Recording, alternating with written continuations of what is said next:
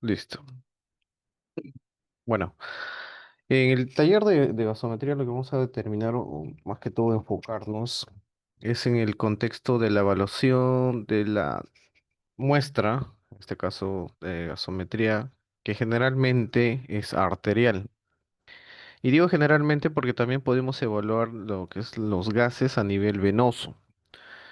Pero el contexto de la interpretación de gasometrías en base a las guías y los textos previos es en base a una muestra de arteria. Y esto se va a estimar según el conocimiento que tengamos de los valores referenciales, según los patrones que existen de los valores de esta muestra, en este caso arterial. Es decir, la gasometría se tiene que determinar de alguna u otra forma eh, como parte de la evaluación de los pacientes en el contexto respiratorio, como es el contexto actual que estamos viendo. Pero la gasometría no solo se va en el ámbito respiratorio, es decir, de patologías respiratorias, también metabólicas que involucran a lo que es de temas renales, hepáticos, incluso componentes de cardiológicos.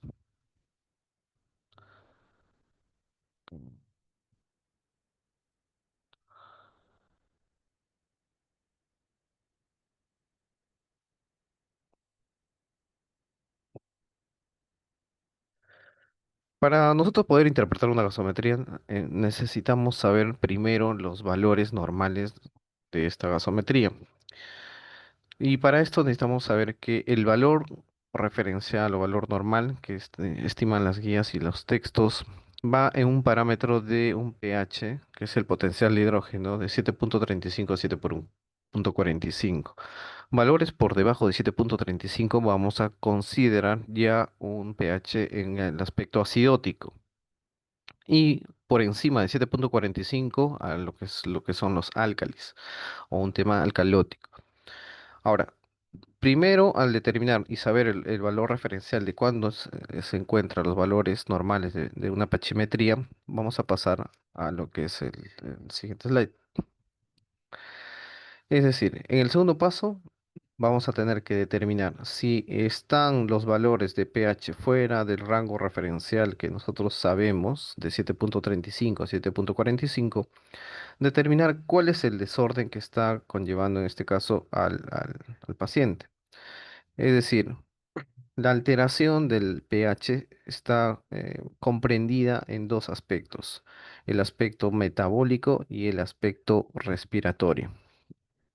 Netamente el órgano por naturaleza que va a enfocarse tanto a la compensación como a la alteración del pH en el tema es el pulmón y el otro órgano son los riñones. Por ende, nosotros tenemos que determinar qué órgano está alterado y que esta alteración haya provocado una alteración en la gasometría. Por ende, el segundo paso es determinar cuál es el desorden. ¿Existe un desorden metabólico o un desorden respiratorio? Para eso tenemos que enfocarnos en las propiedades de los valores que tienen o las características gasométricas que se tiene en este examen. Y enfoquémonos en dos puntos importantes. Es la presencia del CO2 y lo que es el bicarbonato. Son los valores principales que van a determinar el pH. Si bien es cierto, existen otros eh, ácidos volátiles que pueden existir dentro de lo que es el contexto del equilibrio ácido-base del cuerpo humano, en este caso, pero el gran colchón de valores y que determina el pH es la composición de un bicarbonato y el CO2. Entonces, cuando ustedes van a determinar el aspecto metabólico respiratorio o la alteración del mismo, enfoquémonos en los dos. Por ejemplo, cuando estamos hablando de una acidosis metabólica, quiere decir que para determinar qué es una acidosis, primero tenemos que determinar que el pH esté por debajo de 7,35. Entonces, una de las características es este pH disminuido, ¿ok? Ahora, para que yo determine o denomine la acidosis de aspecto metabólico, tengo que ver características de aspecto renal con una compensación respiratoria. Por ejemplo, en la acidosis metabólica veo claramente que el bicarbonato va a estar disminuido y compensatoriamente el CO2 tiene que disminuir. ¿Por qué? Porque el bicarbonato al disminuir va a generar la liberación de radicales, pero cuando existe la disminución del CO2, cuando existe CO2 disminuido, lo que hace es que este CO2 se una con agua, generando bicarbonato y la liberación de un ion de hidrógeno. Este ion hidrógeno es el que genera el potencial de hidrógeno que va a ser secuencialmente la estimación de lo que es el ácido a nivel metabólico. Por ende, las características para determinar cuál es el desorden, si existe metabólico respiratorio, es determinar que si un pH está disminuido y bicarbonato y PCO2 están disminuidos, quiere decir que el contexto de desorden que está presente con el paciente es una acidosis metabólica. Pero cuando enfoco al paciente en el contexto de una alcalosis metabólica, tengo que pensar que el pH está por encima de 7,45. Entonces tenemos un check acá, es decir, el pH está aumentado, correcto, más de 7,35. Para que exista una alcalosis, ¿qué tiene que haber pasado? Es decir, que el bicarbonato haya aumentado y que el CO2 también aumente. Pero no olvidemos que el CO2 en los trastornos metabólicos actúa de forma compensatoria.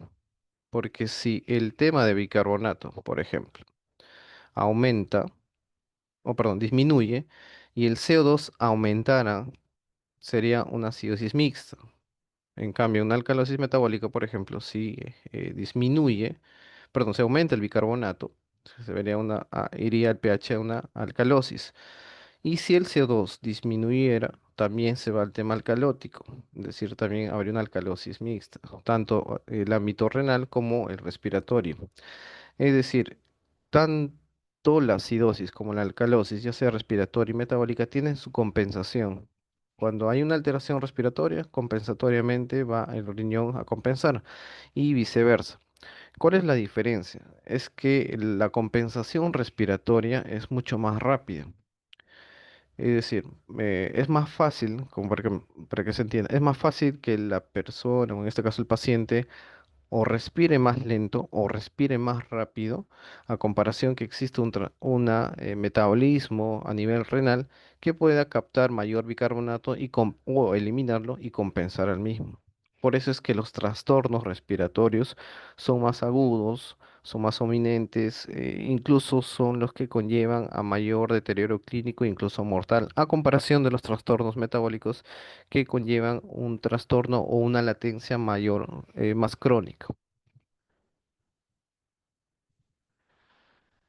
Cuando hablamos de una alteración en el pH y ya nos enfocamos ya en el tema respiratorio, tenemos que tener características. Para hablar de una acidosis respiratoria, primero vemos que el pH está por debajo de 7,35. Y si hablamos de respiratorio, quiere decir que el CO2 tiene que estar aumentado. Al aumentar el CO2, se une con agua y libera un ion hidrógeno. Este hidrógeno, de alguna otra forma, va a aumentar el potencial de hidrógeno que genera la acidosis. Eso lo hemos visto. Ahora, esto va a generar que compensatoriamente el bicarbonato también tenga que aumentar para generar un tema alcalótico compensatorio. Entonces, cuando estamos en el tema de una acidosis respiratoria, primero ver que el CO2 está aumentado y dos, que el bicarbonato compensatoriamente también aumente para generar una alcalosis respiratoria compensatoria. En cambio, cuando hablamos de una alcalosis respiratoria, quiere decir que existe un CO2 disminuido y el bicarbonato también, porque si estaría este aumentado, estaría compensando, no compensando, sino aumentando el tema de la alcalosis respiratoria. Por ende, el bicarbonato en este contexto también tiene que disminuir para que compense la disminución del CO2, en este caso la compensación de una alcalosis respiratoria. No olvidemos que todo este contexto involucra cambios o son los buffer o amortiguadores. Los enfoques que se tienen que ver también no solo se relaciona con los resultados de la gasometría que puede tener el paciente, sino también el estado clínico y también las características respiratorias del paciente. Por ejemplo, Podemos enfocarnos en pacientes que tengan una hiperventilación, una taquipnea o polimnia, según la consideración que se puede dar según las características respiratorias emiológicas. Los pacientes que hiperventilan generalmente con cuadros como por ejemplo psiquiátricos generan una hiperventilación. Esta hiperventilación hace el barrido del CO2, que antes se denomina. Esto inicialmente va a disminuir incluso cuando existe CO2 por debajo de 20, una alcalosis tan marcada que va a generar trastornos del sensorio, que si bien es cierto, es breve, va a generar una compensación del bicarbonato que también aumente. Pero una solución práctica a este tipo de pacientes cuando hay una hiperventilación y el barrido del CO2 es que el CO2 sea reinhalado. Y es algo que se puede utilizar con las bolsas, ejemplo de papel, que se proporciona al paciente para que el paciente reinhale el CO2 que ha estado exhalando.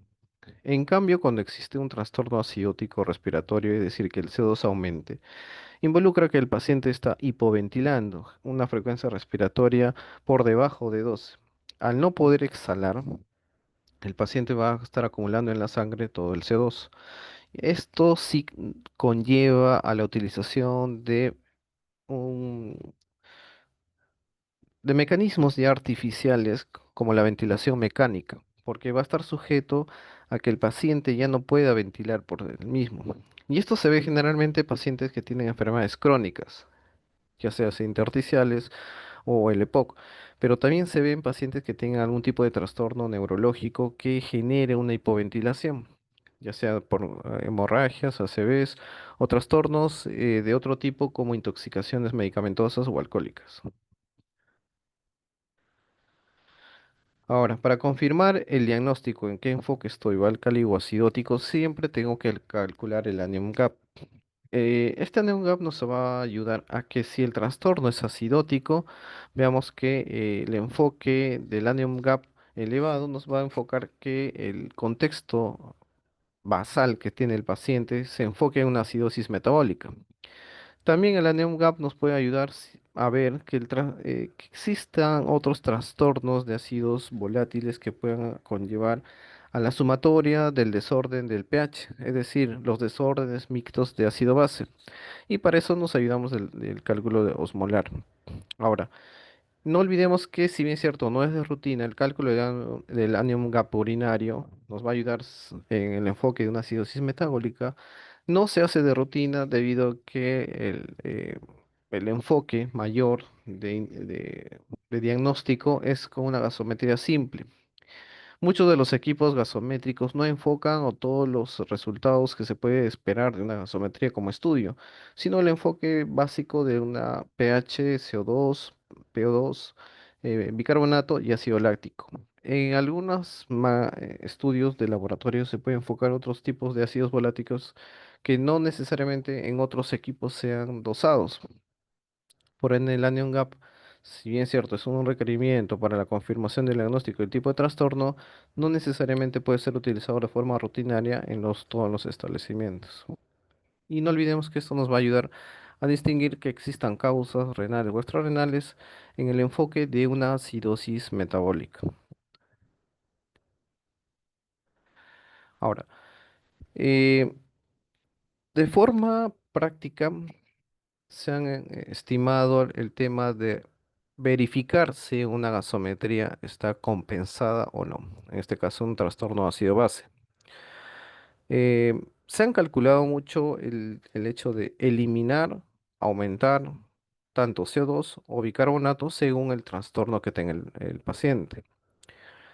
De forma práctica, se ha estimado que si el rango de pH, es decir, si existe una alteración, por ejemplo, aumento del CO2 por encima de 45, que es el valor referencial. No olvidemos que el CO2 va en un valor de 35 a 45.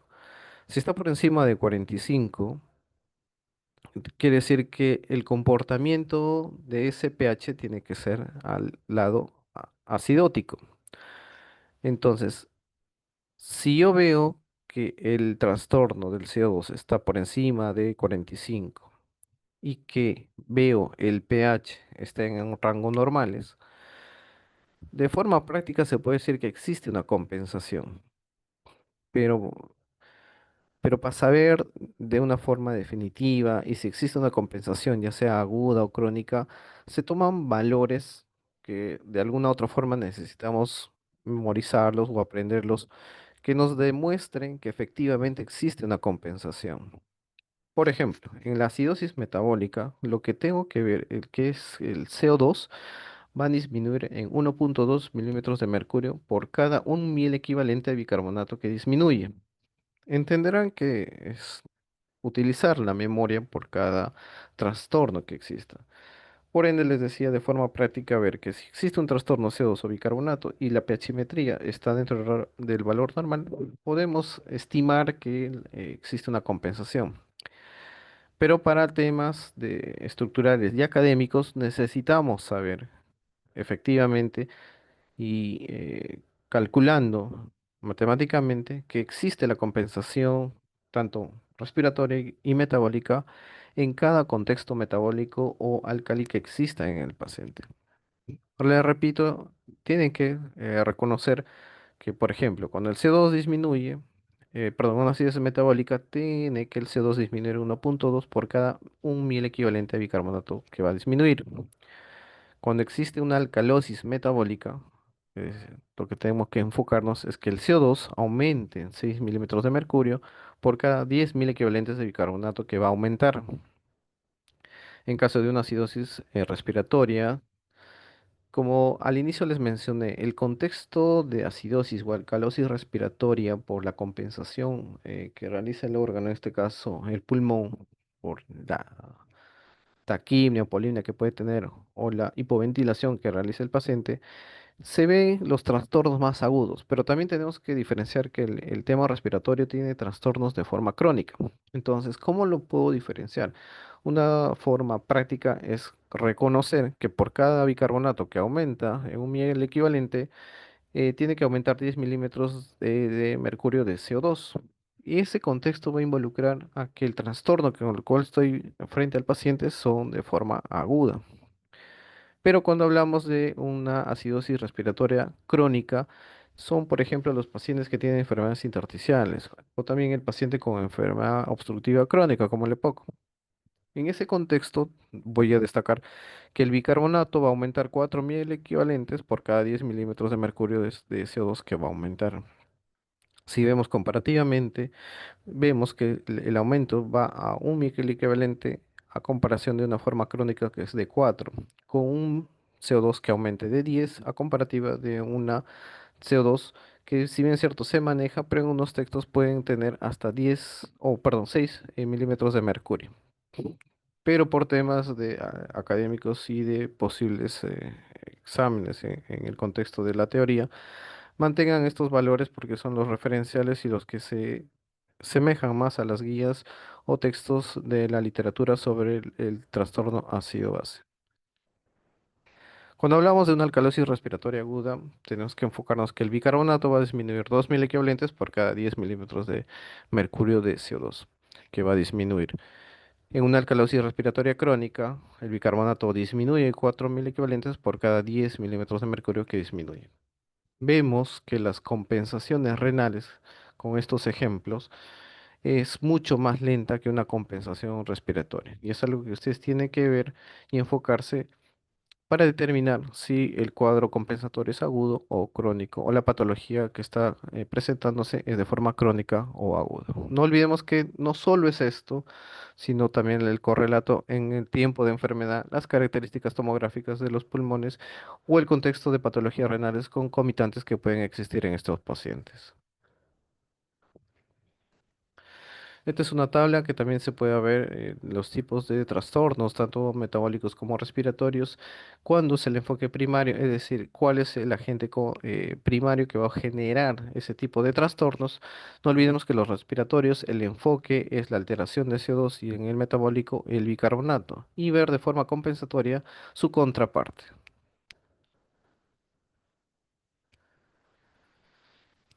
Ahora, para tomar Estamos hablando en este caso de la gasometría, pero ¿cómo hacer el procedimiento de toma de muestra?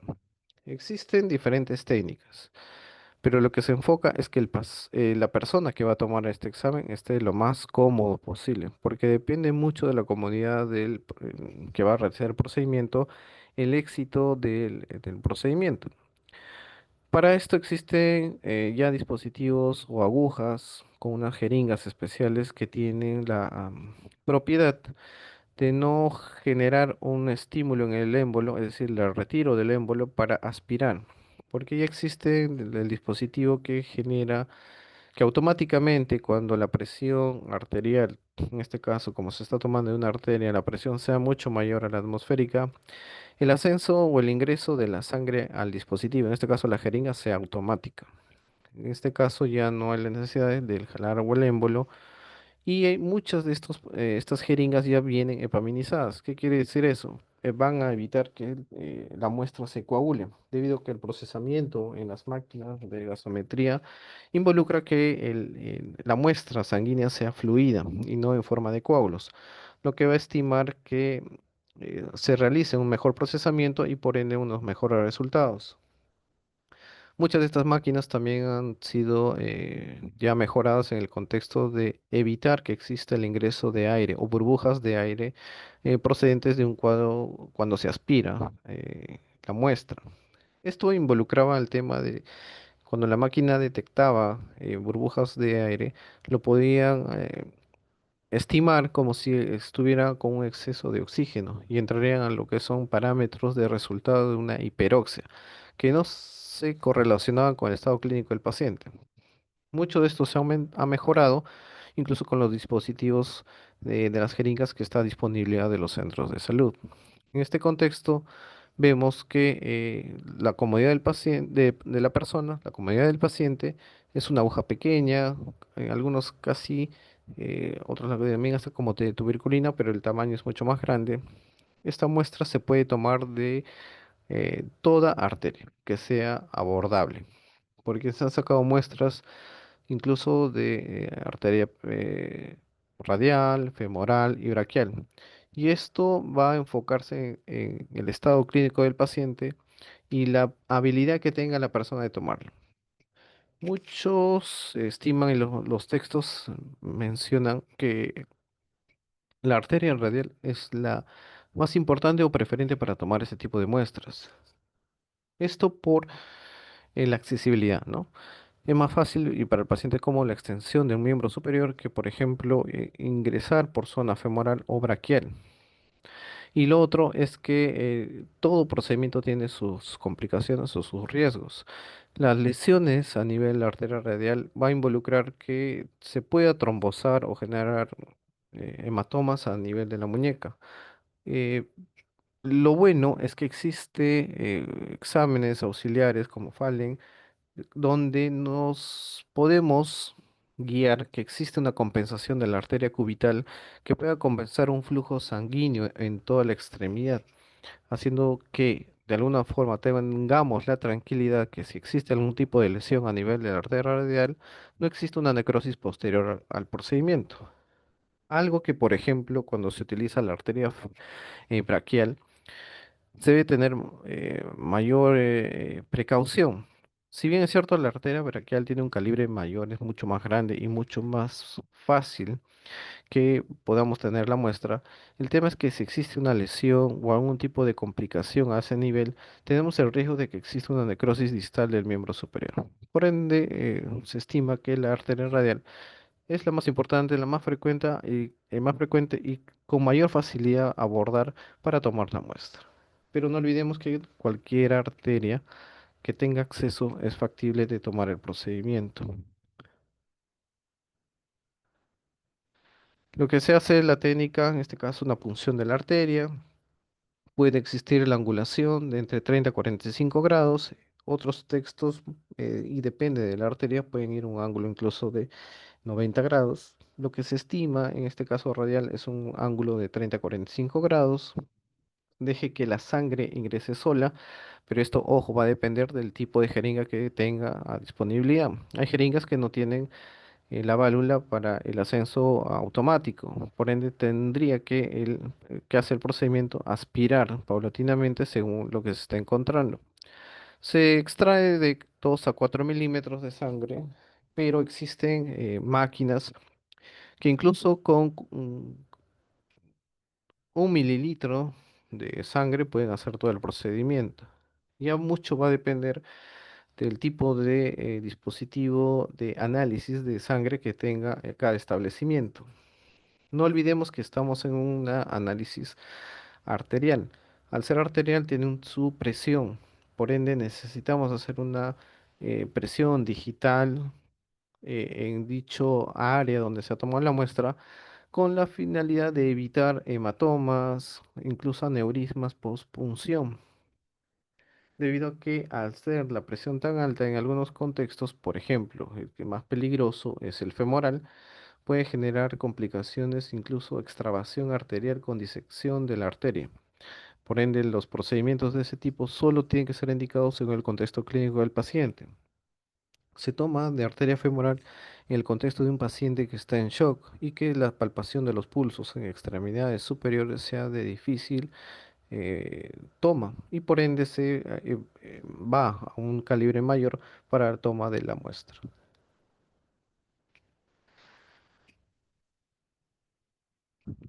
Generalmente esta imagen describe la técnica que tiene que realizar la persona. Se necesita la habilidad de captar el pulso en el paciente, ubicar en este caso con el pulpejo del dedo, la zona donde usted sienta el pulso y ubicar mentalmente o imaginar el trazo de la arteria. E imaginariamente al pensar o imaginar cuál es el trazo o el camino de la arteria, realizar la punción. Y esto tal vez de forma lo van a ver más en la práctica, es que si el ingreso no es satisfactorio, se tendría que retirar paulatinamente la punta de la aguja y en forma de abanico ingresar o mapear todo el territorio en la cual se siente el pulso con con la finalidad de en uno de esos barridos que se hace en forma de abanico, se capte la arteria y de alguna otra forma no se mueva el bisel para que permita el ascenso de la sangre. Pero es una imagen representativa. La mejor forma de ver el procedimiento es que ustedes en la práctica traten de eh, buscar la posibilidad de realizar el procedimiento o de ver las evaluaciones que se pueden hacer en los pacientes pues, que estén con indicación de un estudio gasométrico.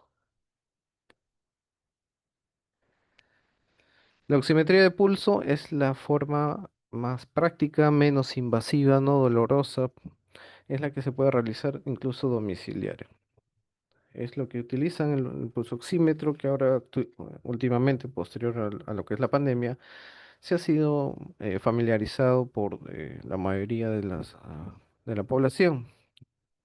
Al no ser invasiva, no dolorosa, se requiere un dispositivo que no tiene mayor costo. Involucraría, pues, sí, el saber los valores normales. Pero no olvidemos que muchos de estos dispositivos ya vienen con controles de color. Es decir, cuando existe un valor normal, están verdes, y cuando existe una alteración de los valores, cambia de color a rojo. Algo que puede a la población que no es personal de salud dar un signos de alarma sobre la alteración que está presentando. No olvidemos que la oximetría, al ser algo práctico, evalúa también un correlato entre lo que es la saturación y la concentración de oxígeno. Algo práctico, una saturación a nivel del mar de 92 puede estimarse que a nivel gasométrico, o si usted le realiza la gasometría al paciente, pueda tener un PO2 de 60. Otros textos dicen PO2 en una saturación de 90 se extrapola a una PO2 de 60. Otros textos dicen una saturación de 92 se extrapola a un PO2 de 60. Varía mucho, pero eso nos enfocaría el tema de entrar a un paciente, o sea, haciéndole una pulsoximetría, saber si este paciente está en una insuficiencia respiratoria o no, ya que el correlato de la disociación de hemoglobina en los pacientes que tengan una saturación menos de 92 o 90, que se corrobore con una gasometría con un PO2 menos de 60, hace que la caída de la disociación de hemoglobina sea casi perpendicular. Es decir, de forma práctica, el paciente va a desaturar con mayor rapidez.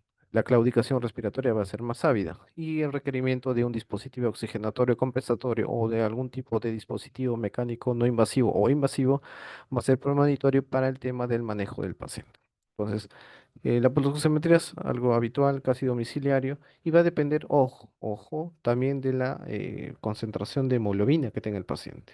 No necesariamente de lo que es en sí el tema ventilatorio o oxigenación no propio del paciente. ¿Cómo funciona? Si se han dado cuenta o han visto, hay haces de luz que son, pueden ser rojos o verde, que emiten una onda. Esta longitud de onda va a involucrar la captación o dosaje de la oximoglobina.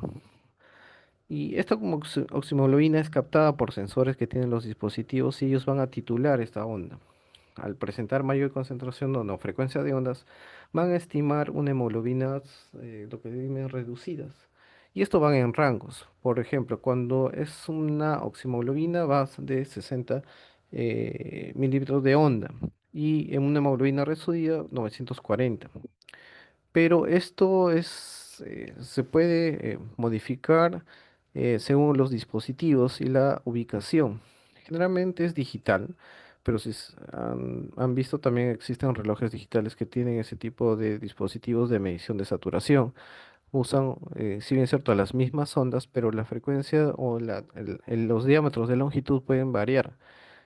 eh, lo que sí se ha captado es que los dispositivos y los chips hacen que las conversiones de las longitudes se extrapolen lo que funcionalmente tiene que ser en un dispositivo digital y extrapolen lo que es los resultados gasométricos potenciales que se pueda realizar el paciente.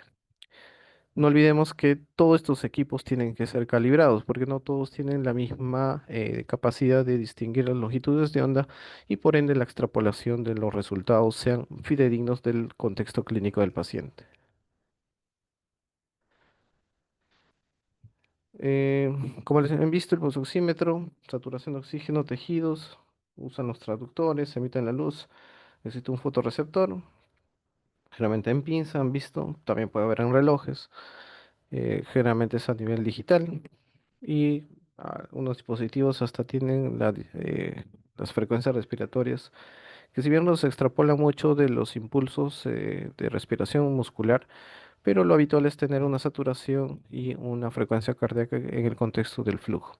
Ahora, se tiene que aprovechar también el pulsoxímetro en el contexto de ver las ondas, porque muchos de los dispositivos de pulsoximetría, si ustedes han visto o han estado tienen uno de estos dispositivos, tienen ondas que se pueden describir en la pantalla. Eso se puede aprovechar en el contexto de enfocarnos al hecho de la perfusión que tiene que existir en la extremidad que se está evaluando, porque parte de la evaluación de la pulsoximetría está enfocado en dos cosas. Es que exista una perfusión aceptable para que el equipo pueda censar. Y esto se ve mucho en pacientes, por ejemplo, que tienen Raynaud, ponemos algún tipo de enfermedad de tejido conectivo o tipo de vasculitis asociadas a alteraciones de vasos pequeños. O simplemente el paciente que está con frío y existe una vasoconstricción periférica y por ende no existe una perfusión adecuada. Y eso ve mucho en pacientes que llegan en shock y que se le trata de medir mediante pulsoximetría la saturación. Y esto, y uno puede no captar, no ver o tener un dato de saturación que no se corrobore con el real, por no decir esto. Es decir, puedo poner un dispositivo de saturación digital y captarme una saturación muy baja, incluso no detectarla, y el paciente tener una saturación adecuada cuando se realiza una gasometría. Todo depende de la perfusión. Por eso la evaluación que ustedes hagan a las ondas de perfusión que emiten o las ondas cuando ustedes se corroboran con el pulso, tienen que ser ascendentes, perpendiculares, simétricas Y algo que también nos ayuda un pulsoxímetro es ver la frecuencia cardíaca en el contexto de la simetría. Muchas de ellas incluso se puede detectar arritmias en pacientes cuando ustedes ven las ondas en el pulsoxímetro y sean irregulares. Entonces, si bien es cierto, es un dispositivo básico, pero brinda mucha información cuando se sabe sacar, como es el provecho a todos los datos que nos pueda proporcionar este equipo. Estos son los dispositivos, tal vez ya lo han visto en los hospitales, generalmente estos grandes son netamente de uso hospitalario, tienen mayor calibración, mayor perfil, el sensor es más calibrado, tienen sensores de mayor calibración. Las calibraciones se hacen secuencialmente según el dueño de la casa que expide o que vende estos productos. Y esto es lo que la mayoría tenemos en forma en el domicilio. Incluso para lo que son evaluaciones en consulta o procedimientos se utilizan este tipo, debido a que no pesa mucho, es práctico es llevarlo, a comparación de esto, pues que ejemplo de estudios funcionales es mucho más complicado trasladarlos, ¿no? Es más práctico llevar uno de estos pequeños, portátil, lo podemos llevar en la mochila, en las carteras, en cualquier otro espacio donde puede entrar este equipo. Pero no olvidemos que muchos de estos equipos pequeños no están calibrados y se tiene que evaluar en la posibilidad en lo posible tener dos dispositivos y entre los dos sacar un promedio para dar algo fidedigno, debido a que la calibración no es algo que se esté realizando en estos equipos y por el desgaste y el desuso podrían darnos valores que no sean verificados y que no sean corroborados con el estado actual del paciente. ¿Cuáles son las ventajas?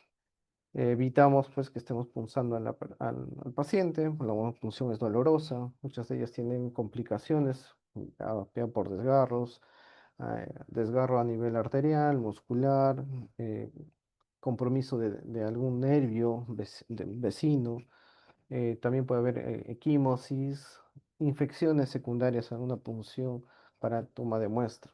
Proporciona información continua de la saturación en tiempo real, incluso uno puede estar midiendo la saturación en tiempo real al someter al paciente a un ejercicio, algo que no podemos hacerlo pues con una gasometría. No necesitamos una preparación típica del paciente, solo pues las medidas de reposo o actividad que nosotros indiquemos para poder realizarlo, a cambio de una gasometría en que el paciente estará en reposo, tener las normas de bioseguridad para evitar pues algún tipo de gérmenes a nivel de piel que puedan ser consecuencias de un cuadro de infeccioso posterior. Las lecturas son más prácticas. Si se explica a cualquier persona los rangos referenciales, podemos tener la ventaja de que cualquier persona eh, pueda darnos signos de alarma si ve alguna alteración. Pero también los mismos equipos actualmente ya emiten alertas según los valores que tenga el paciente. Las complicaciones derivadas a aplicación de sensor son mínimas, por no decir casi nulas. Eh, hasta ahora no he visto una complicación asociada a la utilización de oximetría de pulso, ni siquiera infecciosas, porque posterior a la colocación, el paciente perfectamente se puede lavar la mano y evita cualquier contacto con otro germen. No requiere calibraciones previas, sí, pero sí secuenciales según la casa matriz que emita o vende los dispositivos. Las calibraciones están sujetas a los sensores y a las mediciones de onda. Y esas mediciones de onda, tanto infrarrojo, tienen que tener calibraciones secuenciales, que precisamente se ven mucho más en los dispositivos hospitalarios, ¿no? Informa la frecuencia cardíaca y puede alterar la hipoperfusión. Como les expliqué, si un paciente está hipoperfundido, ya sea por un tema de vasoconstricción, por temperatura o un tema ya hemodinámico, la saturación, el pulsoxímetro podría ayudarnos perfectamente a detectar ese tipo de características y por ende tomar unas medidas correspondientes. ¿Cuál es la desventaja respecto a la gasometría? La pulsoximetría pues no informa sobre el pH ni tampoco el CO2. Eh, Existen dispositivos que ya se ven en UCI, que son los sensores de CO2. Es decir, son sensores que sensan el volumen exhalado y la medición de CO2 que se extrapola en gran parte con un correlato casi similar a la que se puede obtener en una gasometría. Pero el pulsoxímetro no, lamentablemente no informa esto. Eh, si bien es cierto, sería necesario que también nosotros podamos tener una información del CO2 para hacer un gas volátil muy afín a la hemoglobina. El tema de la descripción o análisis mediante ondas es mucho más difícil. Por eso es que los dispositivos no salen de ese tipo. Necesitamos dispositivos que midan mediante reacciones químicas la exhalación y la medición de CO2. Y ya con dispositivos gasométricos, ya cuando se tiene la muestra, en este caso sangre, la medición del CO2. Pero por pulsoximetría no existe eso. No detecta la hipoxemia, pero se pueden hacer correlatos, no olvidemos, entre los valores de saturación. No olvidemos que una saturación normal va a involucrar en otros textos más de 94, en otros textos más de 95. Es decir, si existe un rango entre lo que es 92 o 90 y 94, podemos estar hablando que un paciente ya está entrando a una hipoxemia cuando se correlaciona con un dato de PO2, ya un grado de insuficiencia respiratoria con una saturación menos de 92 o 90 en otros textos que se correlacionan con un PO2 menos de 60. No detecta hipoventilación, sí, eso es verdad, porque las hipoventilaciones perfectamente se pueden evaluar al paciente, viéndolo. Y si hablamos netamente con un tema laboratorial, la hipoventilación se ve perfectamente con el aumento del CO2, debido a que no existe un volumen exhalatorio frecuente y por ende el contexto de la retención de este CO2 a nivel sanguíneo se aumente y por ende se extrapole el término hipoventilación a comparación de las hiperventilaciones que también se miden con el CO2 por la disminución del mismo, ¿no?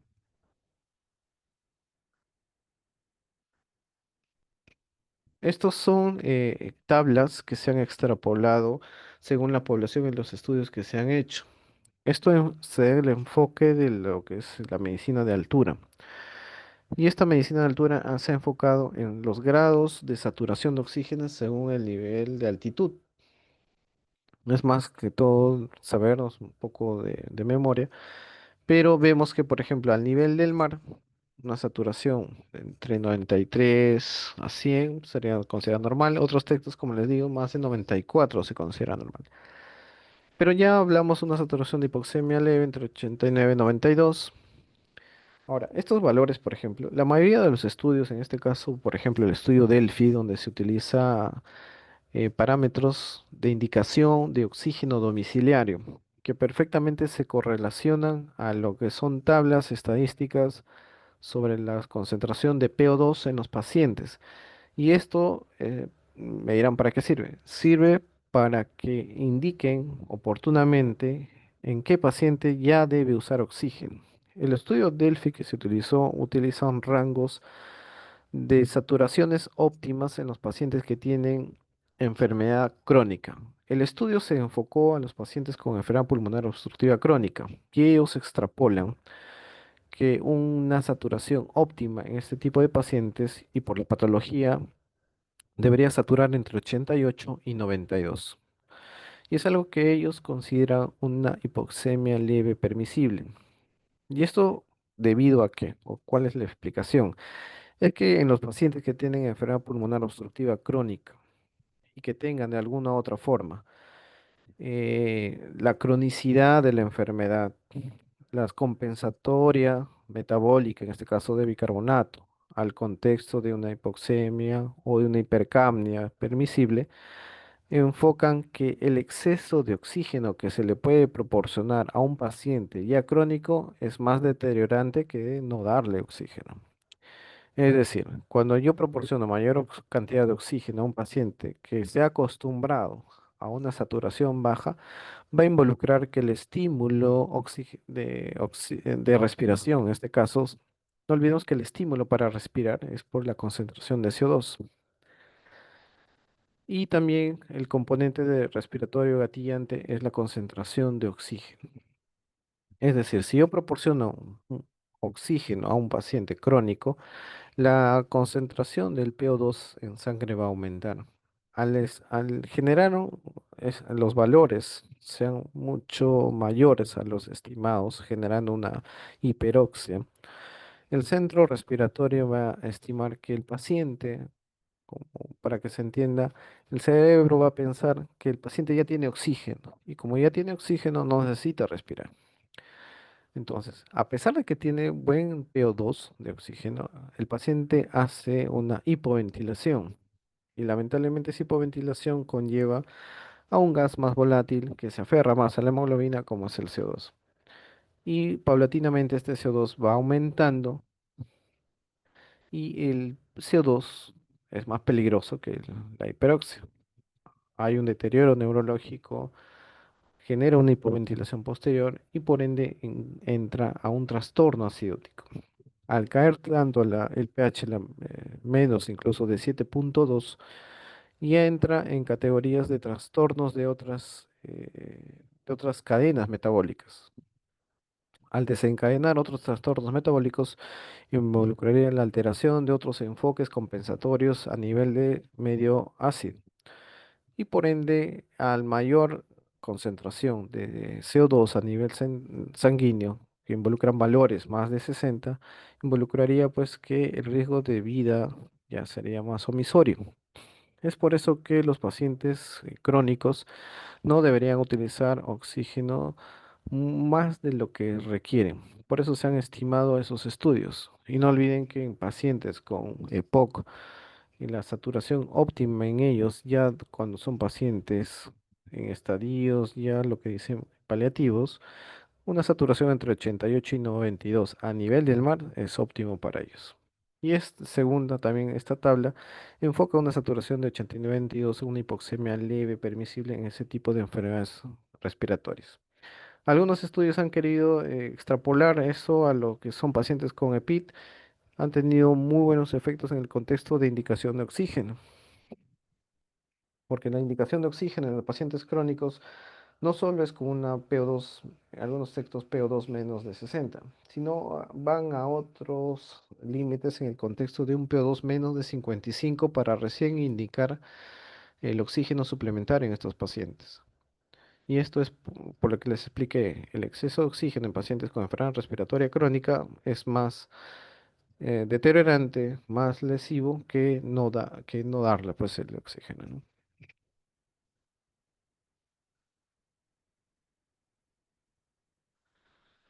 Bueno, creo que este es el último slide.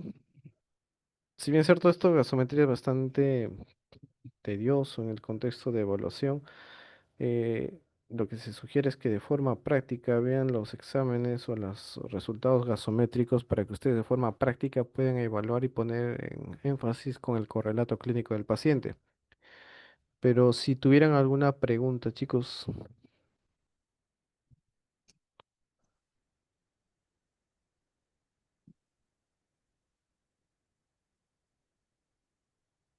Quisiera agradecerte, José, por tu brillante exposición para los alumnos. ¿Alguien Ah, que quiera hacer alguna pregunta? ¿Jóvenes? Doctor, sí, disculpe. Usted mencionó algo sobre el oxígeno y la PIT. No sé si podría ajá. repetir eso. Claro, ya. El EPIT, primero tenemos que saber qué es la enfermedad pulmonar intersticial difusa, que involucra a casi 150 causas posibles que generen alteración intersticial. Esto es importante que lo vean porque es el mecanismo o fisiológico de la oxigenación en el contexto de una enfermedad con lesión intersticial. No olvidemos que en todo paciente que tiene un cuadro de insuficiencia respiratoria tenemos que ver tres grandes ubicaciones anatómicas, como para que se vea un resumen, porque cada estructura anatómica involucra una patología y cada patología tiene un transformo y un trastorno respiratorio. Cuando hablamos de vía respiratoria, llega hasta el alveolo y todo lo que ocasiona es una alteración, ya sea obstructiva, va a generar un trastorno de oxigenación, pero ejemplo, neumonías, sangrados, secreciones, parásitos. Pero cuando hablamos de una enfermedad intersticial, vemos que está involucrado el intersticio, es decir, la comunicación alveolar con lo que son los vasos sanguíneos. Todo ese intersticio, sean por lesiones de aspecto inflamatorio crónico secundario a cualquier de las noxas presentes que son reportadas, unos textos dicen 150, otros textos dicen 200.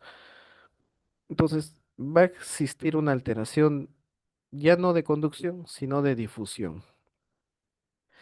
Al saber fisiológicamente que la enfermedad intersticial es un trastorno de difusión de gases, eh, tenemos que enfocarnos que tanto el oxígeno no va a pasar del alveolo al torrente sanguíneo, ni el CO2 del torrente sanguíneo va a salir al alveolo para que sea exhalado. A mayor compromiso intersticial, mayor alteración de la difusión. Es por eso que estas enfermedades, como en general el EPIT, ¿no? Para hablar de forma genérica, los EPIT tienen estudios funcionales específicos. Y de todos, el más sensible no es la espirometría, sino el DELCO, que es la difusión de monóxido. El monóxido es más difusible, se adhiere más a la hemoglobina. Por ende, atraviesa muy bien el intersticio. A mayor compromiso intersticial, repito, mayor alteración de difusión. Hago esta introducción porque de esto depende la indicación de oxígeno en las enfermedades intersticiales. Como no existe mayor difusión, es decir, no ingresa tanto oxígeno, tampoco voy a exhalar CO2, el organismo se acostumbra, como para decir, a vivir en una hipoxemia, es decir, a tener valores de oxígeno bajos en sangre. Y esto pues se corrobora con alteraciones ya estructurales que han visto en semiología, con los dedos hipocráticos, en paleo de tambor, la cianosis central, la estructura ósea a nivel del tórax, la forma de respirar del paciente. Entonces van a haber características semiológicas de un paciente con enfermedad intersticial o enfermedad respiratoria crónica. Por eso es que la indicación de oxígeno, estos tipos de pacientes, que si bien es cierto los estudios no han definido qué concentración de oxígeno amerita, en este caso gasométrica, PO2, darle suplemento oxigenatorio. Lo que se ha visto es la extrapolación del estudio que se ha hecho en mayor número de pacientes en relación a las enfermedades pulmonares obstructivas crónicas, que son diferentes. Pero lo que se ha visto y corroborado es que las concentraciones, en este caso, de saturación que involucren 88 a 92%, es la saturación óptima, esperada, la más segura en los pacientes respiratorios crónicos. Esta saturación, que se puede medir perfectamente en un pulsoxímetro de bolsillo, se puede extrapolar cuando ustedes tomen una gasometría con una concentración de PO2 de 60 a 55. Por eso es que la indicación de oxígeno suplementario, ya sea por flujo, es decir, de balones de flujo o concentradores, a nivel del mar, ojo, esto es a nivel del mar, cuando le indico oxígeno a un paciente con enfermedad respiratoria crónica, cuando tenga una concentración de PO2 en gasometría arterial menor de 55. Eso dicen los textos. ¿Y a qué se corrobora? A una saturación de 88. Y cuando ya entró a un cuadro de insuficiencia respiratoria con un PO2 menos de 60, que en algunos textos que corrobora que un PO2 de 60 eh, a nivel gasométrico, es decir, arterial. El tener esta curvatura involucra que los trastornos de suplementación de oxígeno, cuando existe este rango de seguridad en los pacientes, repito, no lo olviden, son en pacientes con enfermedad respiratoria crónica avanzada, los que entran a catalogación de paliativos o de oxígeno suplementario. y que tengan ya alteraciones estructurales secundarias a la hipoxemia crónica. Dar más oxígeno no es mejor, porque el oxígeno, olviden que tiene radicales libres que pueden acelerar el enfoque inflamatorio. Es decir, va a existir mayor radicales libres, mayor proceso inflamatorio, por ende mayor lesión del intersticio, que es el responsable de la difusión de los gases. Y esto se corrobora también a otro punto, es que al existir mayor concentración de oxígeno en un paciente que no lo requiera porque su enfermedad respiratoria ya es crónica, va también a alterar el eje inflamatorio a nivel vascular, generando complicaciones de restrictivas a nivel de perfusión, es decir, una menor perfusión a nivel pulmonar, y esto va a conllevar a algo, es decir, a una hipertensión pulmonar secundaria, que entraría a la hipertensión de tipo 2, que son a consecuencia de hipertensiones del enfoque o a causas de respiratorias. Ahora, de forma práctica, lo que es la indicación de oxígeno eh, se daría cuando un PO2 está a menos de 60, es decir, que el paciente sature menos 90 o 92, según la literatura. ¿Y esto por qué? Porque el paciente no está estático, se mueve, camina, realiza actividad física. Comer, bañarse, defecar es una actividad física y involucra que el paciente va a realizar un esfuerzo que involucre mayor consumo de oxígeno. Por ende, la suplementación de oxígeno no necesariamente se tiene que enfocar estrictamente que el paciente tenga un PO2 menos de 55, sino ya un paciente que tenga un PO2 menos de 60. Lo que entra a tallar acá, y es importante que se haga el seguimiento, es la titulación de oxígeno que se le va a proporcionar al paciente. Es decir, que el paciente no se enfoque y no se acostumbre a que vea valores de saturación normal. Muchos de los pacientes que vienen con alteración del sensorio, mayor compromiso respiratorio, mayor progresión de enfermedad, se ve porque han utilizado mal el oxígeno. Es decir, han estado utilizando 5 litros, 4 litros, cuando ellos solo ameritaban que usen 1 litro de oxígeno. Esto conlleva a mayor radicales libres y mayor deterioro respiratorio. Y esto galopantemente hace que el ascenso del CO2 sea mayor evidente.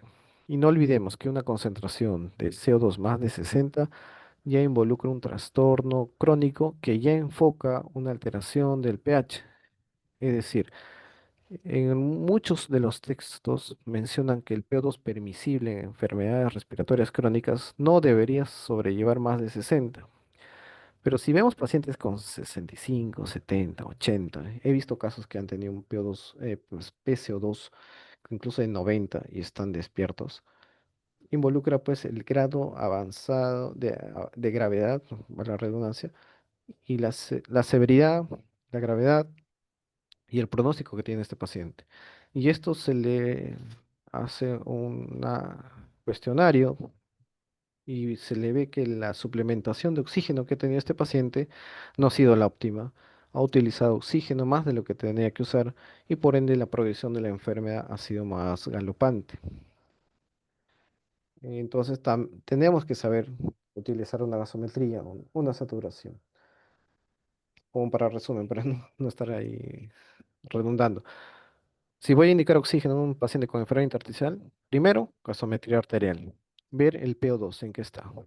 Más de 55, entre 55 y 60, más de 60 no se le da, 55 a 60 se valora según la condición del paciente y menos de 55 es dar oxígeno.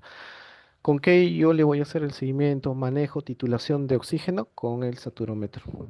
La saturometría, al no ser invasiva, al paciente se le explica cuánto tiene que saturar, perfectamente lo puede hacer en su domicilio, cualquier parte de la familia lo puede realizar, y de acuerdo a eso se está titulando. ¿Qué es titular? Subir o aumentar el litraje de oxígeno que se dé al paciente, para evitar los efectos secundarios de una hiperoxia y por ende un aumento de una hipercapnia que sea más deteriorante, mayor trastorno vascular, mayor trastorno de difusión y mayor trastorno a nivel de hipertensión pulmonar.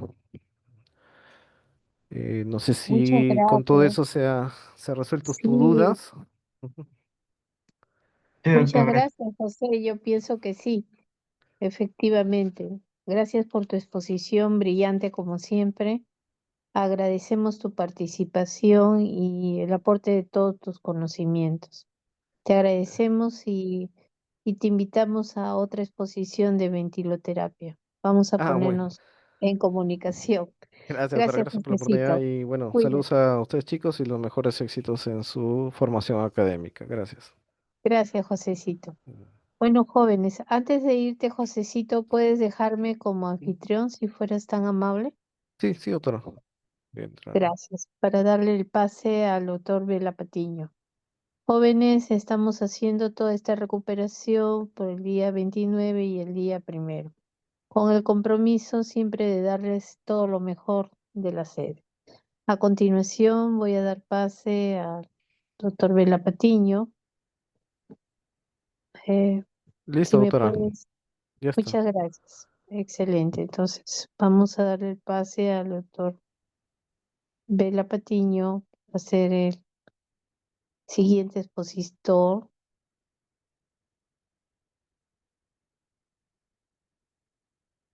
Ya. Buenas noches, doctor. Buenas ¿Qué noches, tal? doctora. Acá ¿Qué estoy tal? Buenas listo. noches. Muchas gracias. Lo Ya, dejo entonces con los alumnos. ya. Tal vez el día de mañana no va a haber actividad práctica, todo va a ser virtual debido lamentablemente a todos estos paros y para prevenir la Ah, salud de claro, sí, el día nuestros de mañana. estudiantes. ¿Ya? Todo Ya, virtual. doctora, perfecto. Muchas Ujú. gracias. Ya, doctora. Hasta luego, alumnos. Hasta luego.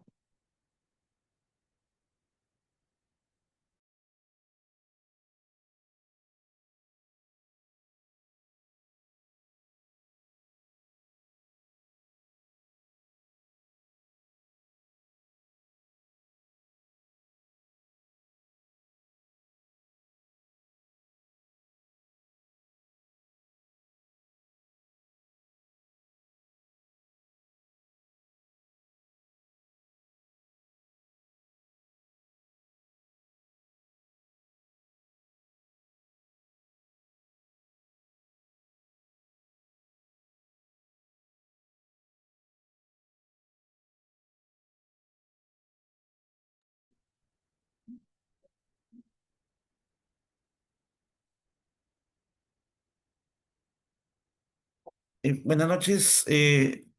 ¿Me escuchan bien, no?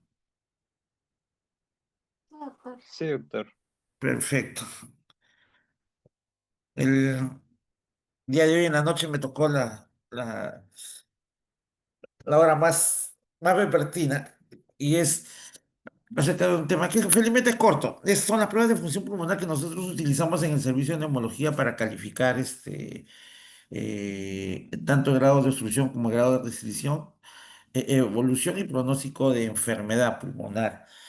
Eh, Justo felizmente el doctor José Guaracayo, que lo estaba escuchando, ha tocado este punto, ¿no? Acerca de la fisiología y la ventiloterapia, que es importante, para saber por qué pedimos estas pruebas, ¿no? No las pedimos por pedir, sino cada uno tiene una justificación eh, para poder solicitarla y que se le realice en el paciente. A ver. Eh, el elemento más común que trabajamos en función pulmonar es el espirómetro, ¿no? El espirómetro es un aparato que pues, nos mide dos cosas. Nos mide, puede medirnos el volumen o puede medirnos el flujo. Si medimos el volumen, vamos a recordar lo que nosotros hacíamos en las clases de fisiología, ¿no? Con con una caja cilíndrica, el cual marcaba con unos puntos parecidos al EKG, ¿no? Y los cuales tenían que ser finalmente medidos con una regla y determinar los volúmenes pulmonares. Eso fueron los espirómetros antiguos que eran del tamaño de una mesa. Paulatinamente, los espirómetros se han ido progresando y se han auto calificados, ¿no? De tal manera que con los avances de la ciencia, el espirómetro se iba reduciendo hasta casi llegar al tamaño de un lapicero, ¿no? y el cual hace exactamente lo que hace el anterior, que era la medición de, pues, de capacidades y volúmenes. En este caso, en los últimos espirómetros censamos los flujos de aire, ¿no? Que al integrarse con el tiempo, que es 6 segundos, se calcula el volumen pulmonar, ¿no? Volúmenes y por ende capacidades, como vamos a ver.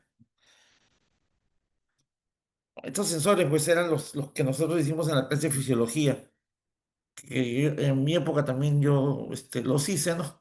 Que era soplar el émbolo y de tal manera que mientras va elevando se va registrando en una pantallita al costado, es un papel espirográfico, los valores de los volúmenes pulmonares para poder calificarlos de acuerdo al volumen que se obtiene en esa prueba, ¿no? Al paciente se le coloca un clip y se le hace respirar por la boca, de tal manera que evitamos la fuga del aire, ¿no? Que puede ser alrededor de la boca o por la nariz, de tal manera que el aire que inspira es el mismo aire que expira, ¿no? Para poder ser más exactos. Y como ustedes ya lo han visto en las prácticas de fisiología, es leído a través de un marcador que da el émbolo y se marca en un papel, ¿no? Un espirógrafo,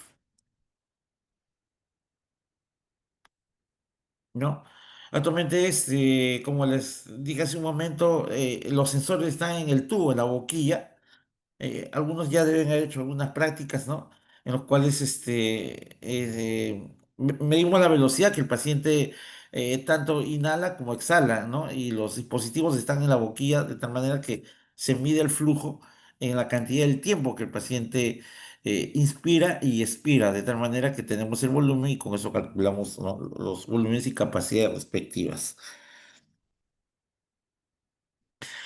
Son más pequeños, son más exactos, ellos mismos se automiden, se autorregulan, ¿no? Como le digo, a veces sí usamos lapiceros que después son conectados a una computadora y nos van a salir los valores respectivos, ¿no? Lo más importante es que tenga el medidor, que es el neumotacógrafo, que es el que regula el flujo, ¿no? Para poder hacer una buena lectura de volúmenes y capacidades, ¿no? Entonces, esa es la función de la espirometría. Medir los volúmenes, medir las capacidades, medir los patrones espirométricos que pueden ser obstructivos o restrictivos y pues vamos a ver las indicaciones de la espirometría. Como ya les comentaba, pues esas son las medidas, ¿no? Que se hacen en función del tiempo.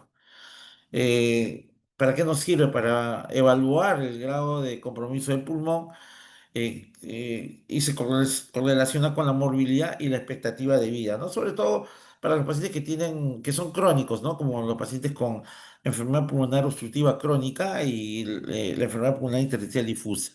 Son los que nos da la expectativa de vida y grado de deterioro. Evalúan el empeoramiento o discapacidad, ¿no? El empeoramiento está en el sentido, por ejemplo, para determinar que un paciente con fibrosis pulmonar es un paciente terminal, la caída de la función pulmonar en un 10% nos va a determinar, ¿no? En un tiempo de seis meses, un deterioro de la capacidad pulmonar, por lo tanto, significa que la fibrosis está avanzando, ¿no? Es una forma de dar un pronóstico. La evaluación de pacientes como parte de un programa de rehabilitación, lo que estuvimos utilizando en estos últimos años en los pacientes que tuvieron el COVID, ¿no? Y quedaron con secuelas fibróticas en el pulmón, ¿no?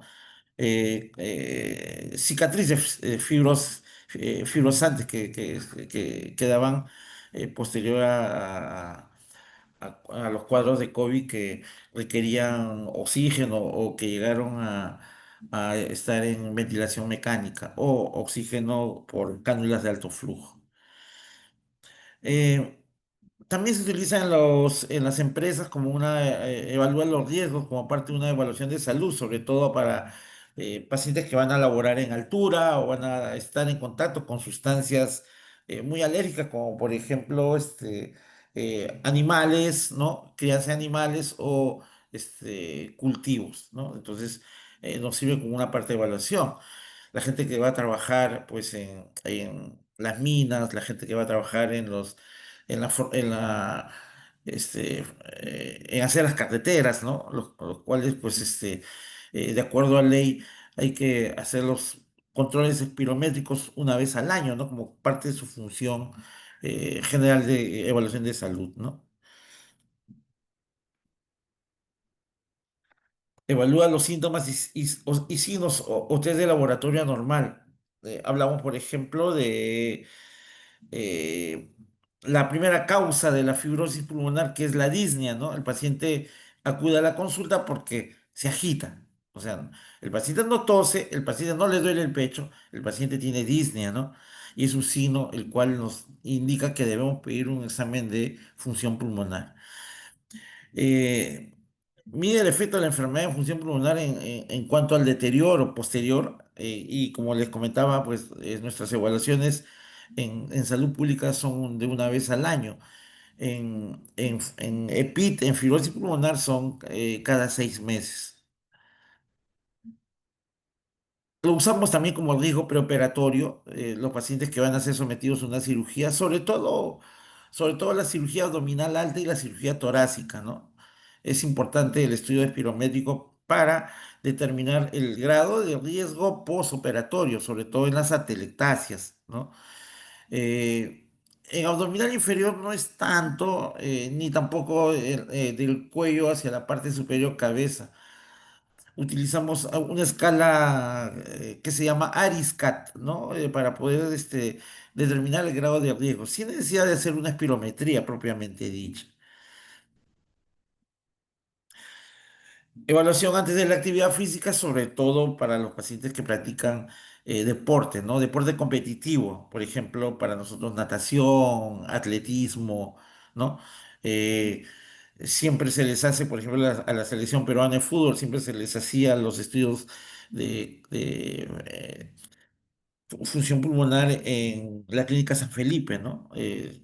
Había un neumólogo en nuestro servicio que se encargaba en la parte privada, pues con coordinación con la federación, de hacer la evaluación de los jugadores de fútbol. Las curvas que tenemos es una curva que es el volumen de aire corriente, que es la persona que respira normalmente, ¿no? Y es un periodo de inspiración-expiración. Luego, para hacer el proceso de la lectura espirométrica, tiene que inspirar profundamente, lo cual va a dar un volumen de reserva inspiratoria y exhalar fuertemente, que nos va a dar un volumen de reserva expiratoria, lo cual va a ser medido y como vemos, vamos a encontrar esos tres valores. El volumen tidal, que es el volumen normal, el volumen de reserva expiratoria, que es al exhalar, y el volumen de reserva inspiratoria al inspirar, lo cual nos va a dar una capacidad vital, ¿no? No nos va a medir esos dos puntos que se llaman volumen residual y la capacidad de reserva funcional, que eso lo va a dar el pletismógrafo, que es otro aparato de estudio de diagnóstico de función pulmonar, ¿no? Lo que le estaba comentando, ¿no? Son las medidas que vamos a obtener, ¿no? En volúmenes, ¿no? Medidos con el espirómetro y por ende las capacidades pulmonares. Pero el volumen residual no es medido con el espirómetro, por si acaso, ¿no? Por si les preguntan, si hay una pregunta que le hagan respecto al volumen residual, el espirómetro no lo mide. En quienes no podemos hacerlo, algunas son contraindicaciones relativas. Paciente, si está sangrando, no podemos hacerlo expirar con fuerza, porque puede mover el coágulo y puede sangrar. Los neumotoras no tratados, el problema es que el neumotórax es un ingreso normal de aire la pleura, lo cual hace presión hacia el pulmón y no permite expandirlo adecuadamente. Por lo tanto, nuestra lectura va a ser no tan cierta. Eh, Cuando el paciente tiene una arritmia o una angina inestable, tampoco está indicado por el esfuerzo que uno hace al inspirar y expirar. La presencia de aneurismas también es una contraindicación porque se hace un esfuerzo, sobre todo de presión intratorácica. Cirugías de recintos del ojo como la catarata, en la cual pues, uno debe estar en reposo y no hacer las presiones de pujo. y una cirugía reciente de tórax o de abdomen por el proceso doloroso y a veces pues incómodo para el paciente, ¿no? Como van a ver en las prácticas, la espirometría se hace en una posición correcta, se usa un clip nasal, se hace inhalar completamente, se coloca una pinza en la boca, se exhala rápidamente y se le dice al paciente, ¿no? Que respire y pues lo haga de la mejor manera. Se repite 3 maniobras como mínimo y como máximo 8 porque el paciente se desgasta ya. Es un poquito variable, pero es lo común que hemos estado realizando, ¿no? No vamos a más porque el paciente también se cansa cuando repite la prueba en forma regular. La maniobra comienza con una inspiración máxima, la condición se pulsa todo el aire de manera súbita y enérgica hasta que termine la expiración paulatina y lenta. Lo mínimo que se debe tener es 6 segundos. Las curvas son de inicio súbito y sin melladuras. eh, Porque no solo vamos a ver la cantidad de volumen de aire que uno inhala y exhala, sino también la característica que nos va a dar las curvas del flujo volumen en función del tiempo. Las maniobras tienen que ser las aceptables con unos cuadros adecuados, como vamos a ver un momento, pues hay maniobras que no son aceptables y reproducibles. Porque, ¿a qué llamamos reproducibles? A que la diferencia entre las pruebas, tanto de la capacidad vital forzada como el BF1, deben ser menos de 200 centímetros, ¿no? Y dentro de todas las cuales se seleccionan las tres mejores, y es la que nos van a dar el informe final. Para el informe se escoge el mejor volumen respiratorio forzado y capacidad vital, independiente de la maniobra que se esté realizando. Las curvas que tenemos, según volumen tiempo, es, ¿no? La normal, como vemos ahí, el número 3 el tiempo son 6 segundos, ¿no? Eh, y nos puede dar tanto un patrón restrictivo, que es una disminución del volumen, como obstructivo, que es una prolongación del volumen, debido a que como el bronquio está cerrado, la dificultad para poder eliminar el aire inspirado se hace más largo y lento y prolongado. Estas son las capacidades. Esto lo traigo a continuación porque lo primero que se lee cuando uno hace una lectura de una espirometría, lo primero que se lee es la correlación BEF1 sobre capacidad vital forzada. Es al revés, ¿no? De lo que nosotros aparentemente pensamos. Luego hacemos la lectura del BEF1 para ver el grado obstructivo del proceso pulmonar y finalmente la capacidad vital forzada para ver si hay un grado restrictivo del problema.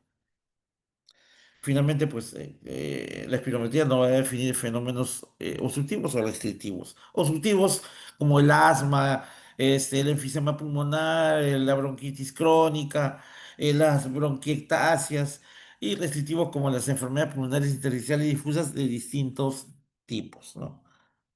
Y también a veces alteraciones anatómicas, ¿no? Como por ejemplo alteraciones de la cifoescoliosis, ¿no? Que se pueden presentar de causa, eh, puede ser congénita, eh, y por ende la anatomía cuanto a la relación de la columna, de la columna con el esternón, puede estar alterada.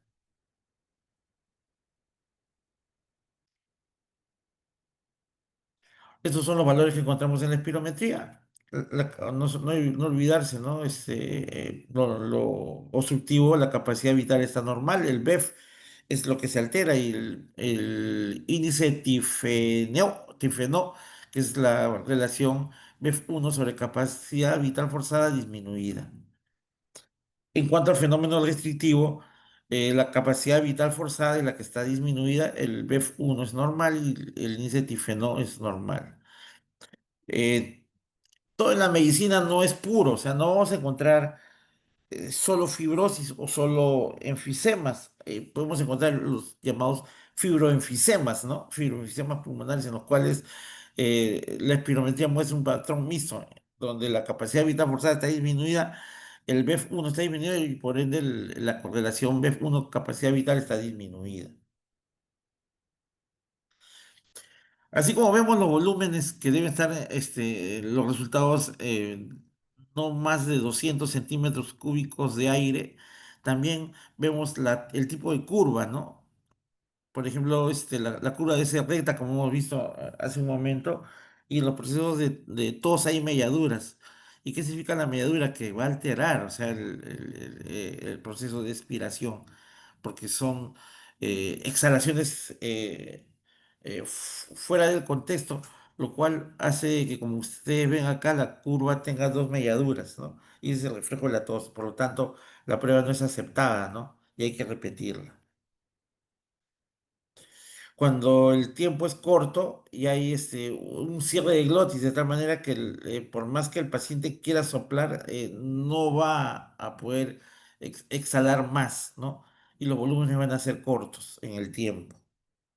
Ese es el cierre de glotis. Son patrones que alteran la curva, en este caso, volumen-tiempo, ¿no? Esto es lo que este es en resumen de lo que hemos hablado, el patrón constructivo, ¿no? Que indica disminución del flujo aéreo por mayor resistencia de las vías aéreas, como el asma, la bronquitis, o menor retracción elástica del parénquima, como el enfisema, ¿no?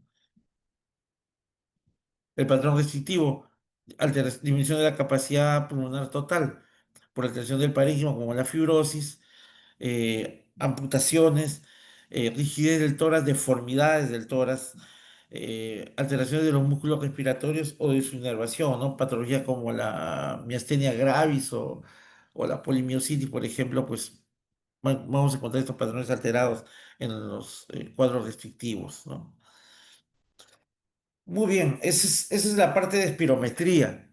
Ahora, también nosotros presentamos unos pequeños dispositivos que son manuales e inclusive nosotros se lo entregamos a los pacientes y los pacientes lo pueden llevar a casa, que es los flujómetros, los que nos mide el flujo expiratorio pico. Es una medida global de la función ventilatoria, es barato, portátil, sencillo y solo nos va a poder dar resultados de tipo obstructivo. Lo usamos en el programa de asma, de tal manera que con eso el paciente puede regular su grado de obstrucción y poder predecir alguna crisis que pueda estar por venir, ¿no?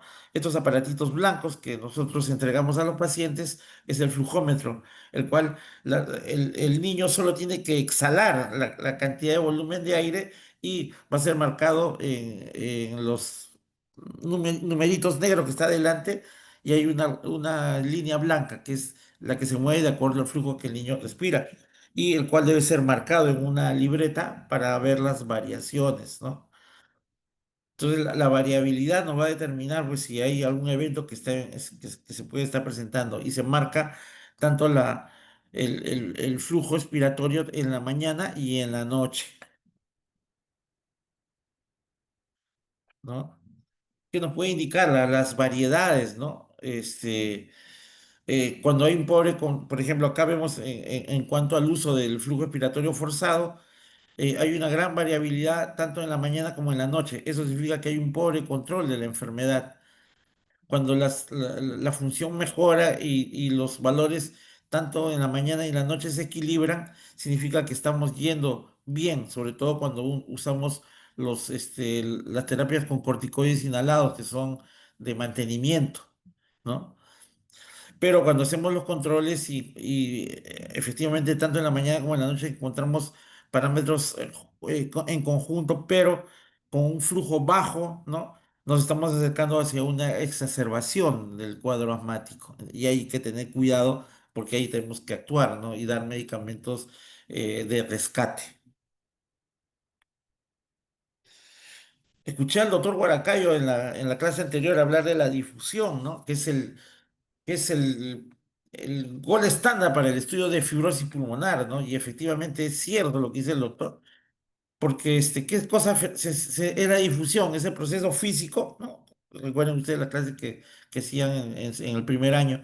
El proceso físico de moléculas de un gas que se mueve de parte de una zona de mayor presión a una de menor presión. Recordar que el CO2 es más soluble que el oxígeno, por eso es que usamos el, el dióxido de carbono para hacer los procesos de ingreso y salida de la sustancia en la unión del alveolo con el capilar, de tal manera que nos va a dar el grado de restricción del pasaje para que pueda ser eh, eh, puede ser medible la oxigenación del paciente. Nuestro problema no es, pues, en cuanto a enfermedad pulmonar intersticial, es la presencia de fibroblastos, ¿no? En la zona que va a realizar el clásico intercambio eh, respiratorio entre el oxígeno y el CO2, ¿no? El CO2 sale y el oxígeno ingresa, pero pues en en esa membrana que se realiza el intercambio gaseoso, pues se llena de fibroblastos y por lo tanto el 3/4 de segundo en el cual pasa el eritrocito no le va a dar tiempo de poder oxigenarse adecuadamente y son eritrocitos poco oxigenados que llegan a la circulación. Y nuestra traducción como el cuerpo siempre mantiene los órganos nobles oxigenados, lo hace a expensas de los tejidos periféricos. Y es que nosotros en la clínica, la traducción de todo esto es la presencia de los dedos en palillo tambor, ¿no? Las uñas en forma de reloj, el claving, ¿no?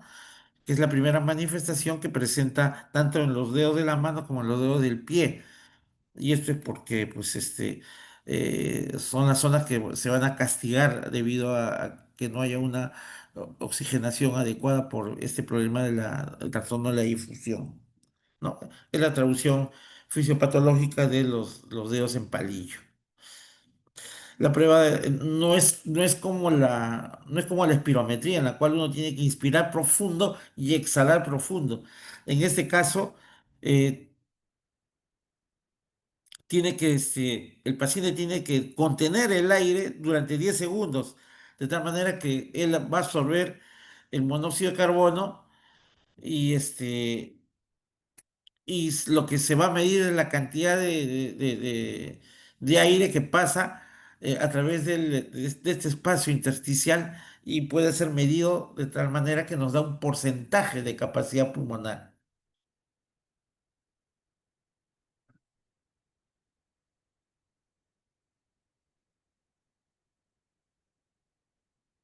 Es una prueba no invasiva porque el paciente toma aire, igual que la espirometría, ¿no? Lo malo que es un poquito más costoso porque hay que usar los balones de monóxido de carbono eh, y eso cuesta.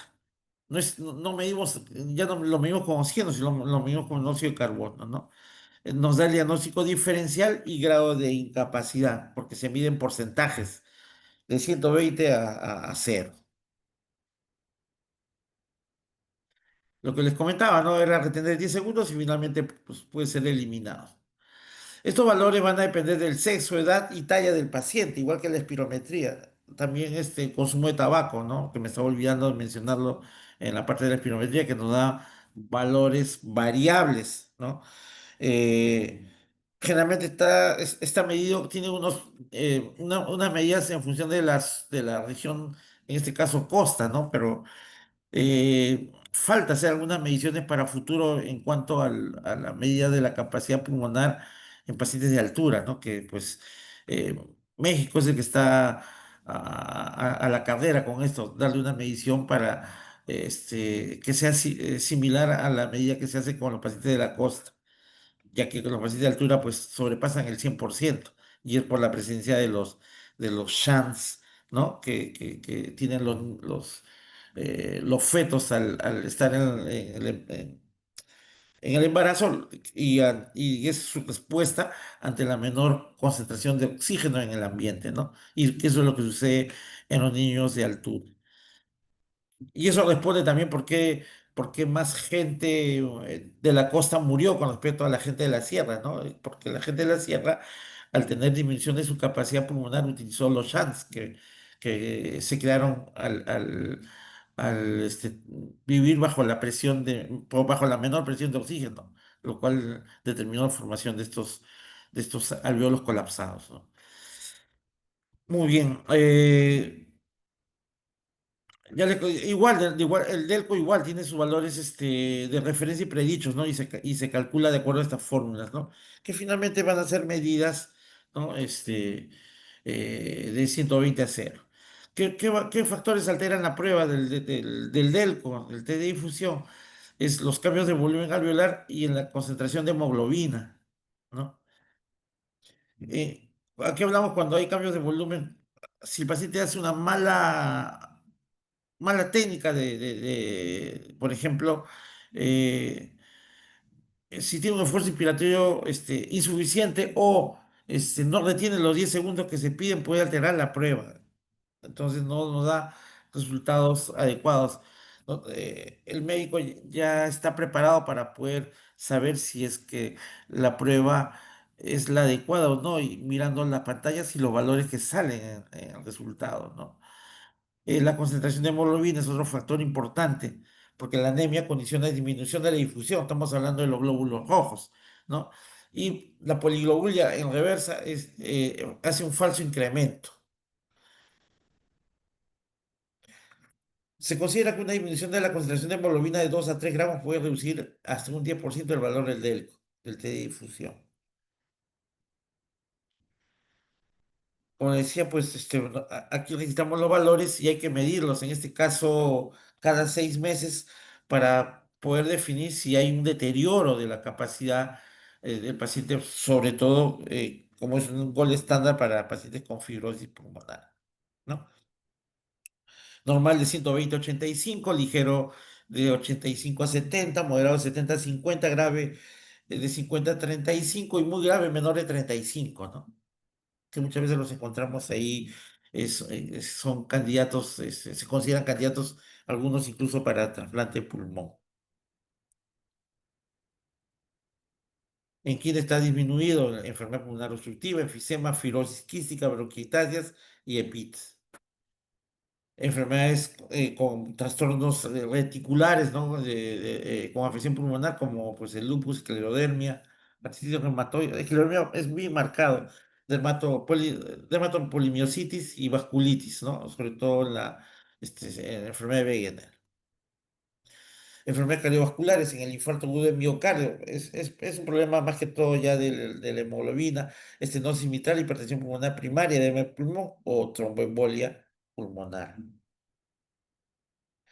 Las enfermedades asociadas a la anemia, insuficiencia renal crónica, hemodiálisis, los fumadores, ¿no? La ingesta aguda de alcohol o la adicción a la marihuana o la cocaína.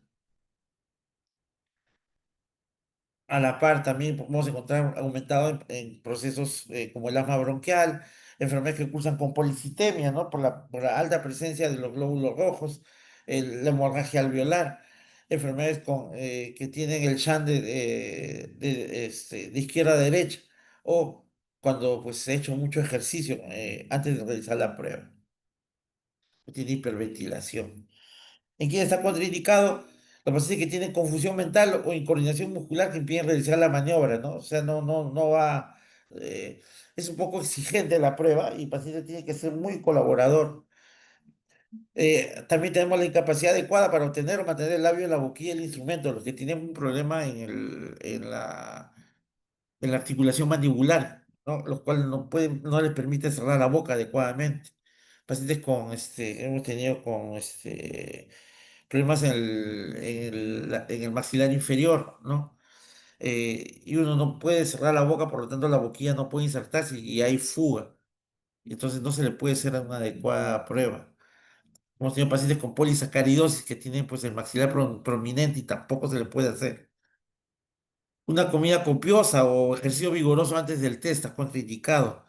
O fumar 24 horas antes de la prueba, porque la carboxhemoglobina está ahí y altera pues, los valores de la hemoglobina propiamente dicho, dando un resultado no adecuado al test de difusión. Muy bien, estamos viendo espirometría, hemos visto flujometría, hemos visto test de difusión, ahora vemos la pletismografía, que era lo que le dije al principio, que mide la capacidad pulmonar residual y la resistencia de la vía aérea, siendo el estándar para la medición de volúmenes pulmonares. Si tenemos la espirometría y tenemos la pletismografía, tenemos toda la capacidad pulmonar total. Cuantifica la hiperinflación pulmonar obstructiva en pacientes con EPOC y confirma la restricción pulmonar. O sea, no es el gol estándar, pero es un examen confirmatorio.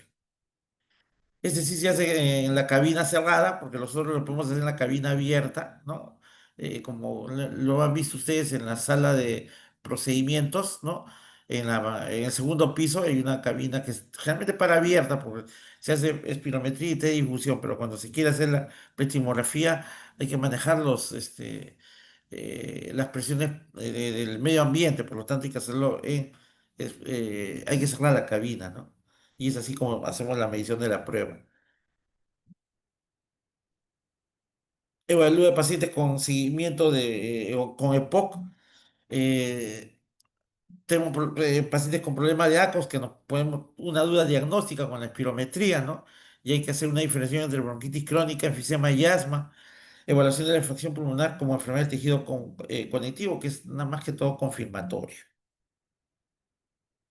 No se le puede hacer en pacientes con infarto en menos de 4 semanas si el paciente tiene una falla cardíaca, si el paciente tiene una infección activa como TB, influenza, COVID, no se le puede hacer. Pacientes con sangrados o aneurismas tóraco-abdominales, las gestantes a término por la presión de los diafragmas, el paciente con traqueostomía o drenaje pleural, donde hay fuga de aire, los pacientes que tienen oxígeno dependiente, son oxígeno dependientes porque la prueba tiene que ser en una cabina cerrada o los que no colaboran con alteración de la conciencia.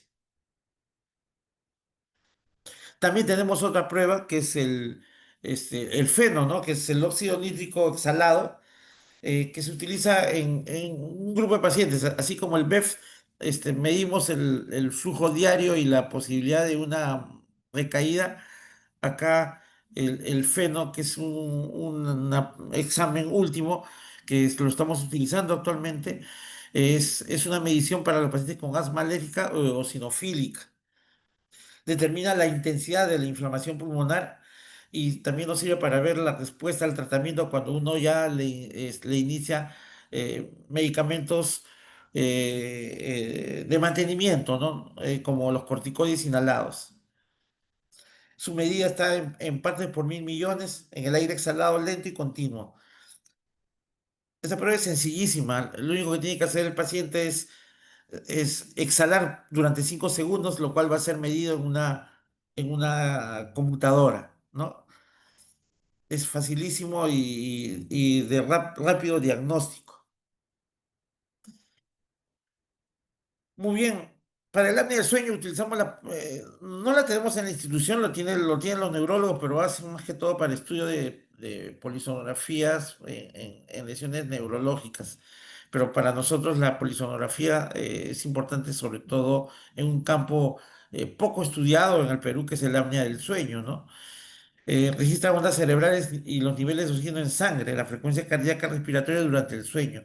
Al paciente se le colocan todos estos dispositivos por menos 8 horas y se evalúa cuáles son las curvas que tiene durante el sueño.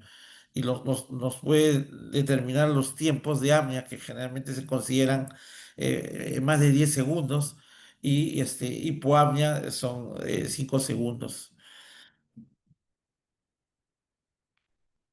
No, al paciente se le coloca todos los monitores y se le mide durante la noche. Entonces, si uno tiene el diagnóstico ya de apnea del sueño, la segunda medida es la de la titulación para ver la cantidad de oxígeno que se le da en la noche, que es nosotros usamos el CPAP. El CPAP le da presión a la cavidad oral, sobre todo a la lengua, que es la que se cae hacia atrás, y le permite ventilar y dejar de roncar al paciente, que son dispositivos que se colocan para dormir en la noche. Por eso es cuando uno ya ha hecho el diagnóstico del apnea del sueño. El test de caminata evalúa de forma integral la respuesta de los sistemas respiratorio, cardiovascular y metabólico. Lo usamos bastante para hacer una medición inicial del paciente en cuanto a los trastornos que tienen.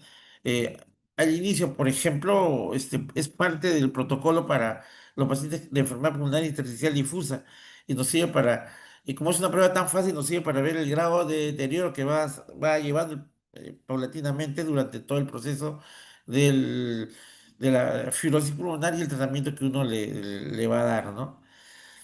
Eh, Dura 6 minutos y tiene que caminar sobre un pasadizo, ¿no? El cual es controlado tanto la frecuencia cardíaca como la saturación por el médico que lo está siguiendo.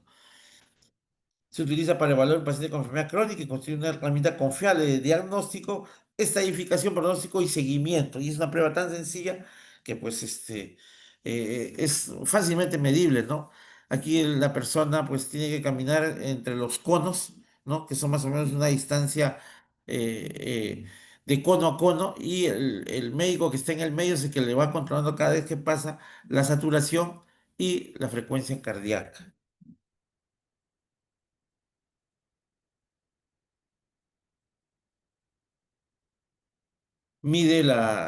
Es un test que mide cuatro variables. La distancia, que es de 30 metros de cono a cono, mide la saturación cuando el paciente va pasando y es registrado en una hoja, el pulso de la misma manera y el grado de disnea, que es un grado subjetivo que se le va preguntando cada vez que el paciente vuelve a pasar, ¿no?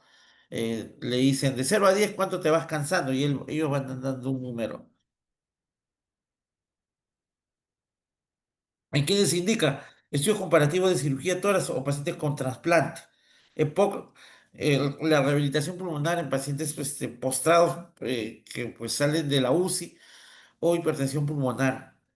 Evalúa el estado funcional del EPOC, la fibrosis quística, la falla cardíaca y hipertensión pulmonar. Predice de igual manera, así como los riesgos quirúrgicos, es un predictor de morbo y mortalidad.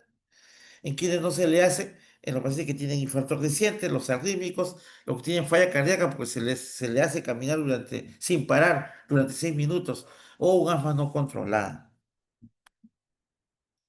¿No? Esta es la escala antes de iniciar la prueba se le dice al paciente cómo se siente de 0 a 10, ¿no? Y eso se va calificando, el mismo paciente lo va calificando cada vez que pasa. Y es una escala de disnea subjetiva, ¿no? Reposo total cero, muy suave, suave, esfuerzo moderado, muy duro, eh, y esfuerzo máximo que es 10 cuando el paciente está realmente agotado, y eso tiene una marcación. Y por último, las presiones que se toman para ver los músculos diafragmáticos y los intercostales. De igual manera, parecido a a la espirometría, se le coloca un tubo en la boca y se le hace inspirar profundo y expirar profundo. Cuando se inspira profundo, va a marcar un número que es el grado de presión que se hace al músculo inspiratorio como el diafragma y los intercostales externos. Y el PEM, que son los músculos expiratorios como los músculos del abdomen y los intercostales internos, ¿no? Eso cuando el paciente tiene problemas por ejemplo, del diafragma, ¿no? Paresia o parálisis diafragmática o eventración que prolapsa el diafragma hacia la parte superior, ¿no? Es decir, los órganos abdominales pasan hacia la parte superior y esto nos va a dar una medida del compromiso del diafragma. ¿No? Esas son las pruebas, ¿no? Y nos va a dar las capacidades, ¿no? Que es casi similar a las pruebas de función pulmonar que estamos utilizando y los hemos mencionado hace un momento. No lo hacemos porque hay que hacerlo en una sala cercana a la de cuidados intensivos, pero está referido en todas las literaturas.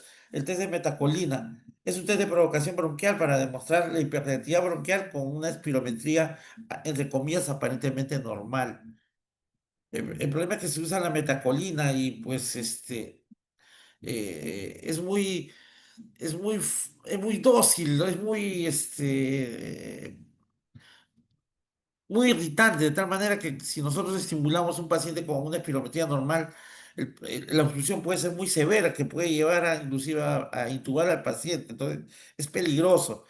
Hay que hacerlo cerca de una unidad de cuidados intensivos o pues tenemos que tener un coche de paro en la sala de procedimientos para realizar este test de metacolina. Sí se hace, pero hay que tener mucho cuidado cuando uno hace la prueba, ¿no? Se dan dosis crecientes hasta que el BEF1 medido caiga más del 20%. Pues si cae más del 20%, se suspende la prueba y se le nebuliza inmediatamente para que el paciente salga de esa reversión de la metacolina, ¿no? Que es un medicamento que provoca broncoconstricción, ¿no? Esta es la prueba del test de metacolina, ¿no? Y no lo usamos nosotros, pero pues en grandes centros de investigación, como por ejemplo México, es parte del monitoreo de los pacientes con hipertensión bronquial.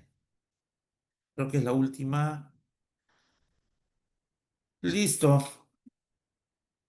Yo creo que es tarde. He tratado de llegar, de hacerlo antes de 1 hora.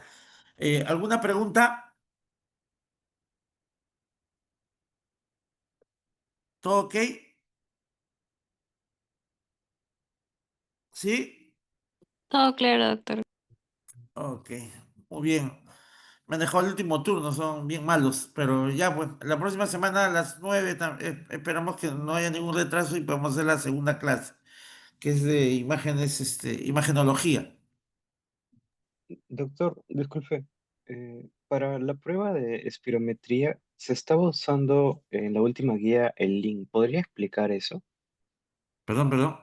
En la última guía para espirometría se estaba usando el link en porcentaje. ¿Es igual al FEP Sí, 1? sí, sí, para la lectura sí, sí está haciendo porcentajes. Es una variación que se está haciendo desde el 2023. Y sí, no tengo la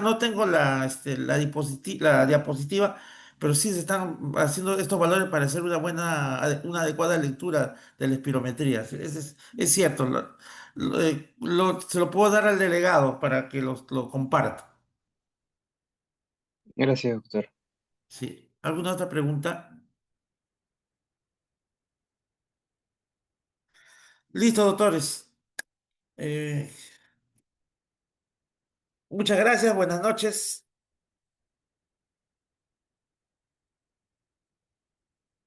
Hasta luego, doctor. Buenas Gracias, noches. doctor. Hasta Buenas luego, doctor. noches. Gracias. Hasta luego.